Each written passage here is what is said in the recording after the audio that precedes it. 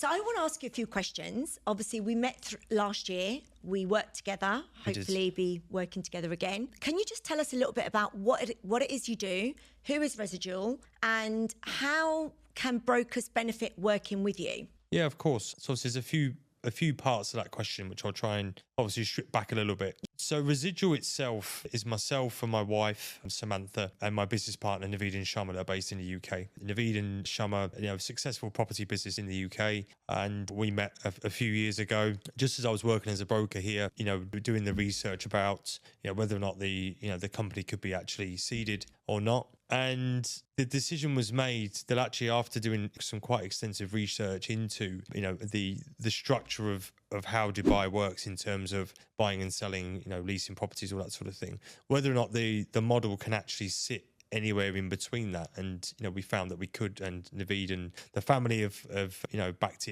the idea significantly. So from our side of things, we didn't want to be a traditional investor, if you like, in terms that somebody's going to buy the property, they're going to do the renovation, and then they're going to sell the property. There's absolutely nothing wrong with that, and it's obviously proven over time to be an extremely successful model that people can use in an exit strategy. The way in which we work is that we will take a property in an area that we feel is going to be on the upward trend, I suppose, the luxury end of the market. Obviously, nobody knows, so there's always a risk with any property anyway, whether you're joint venturing with an owner or if you're buying it outright. But what we wanted to do was to give ourselves an opportunity to maximize obviously the income for the property owner, maximize the income for the investors and ourselves, and obviously the real estate brokers as well, which we'll talk about in a minute. So in real terms, all we do is we go into a contractual arrangement with the property owner. We purchase a number of shares of that title deed, so it has to be mortgage free, and then from there we will assess the renovation cost, and then the project delivery team will manage that from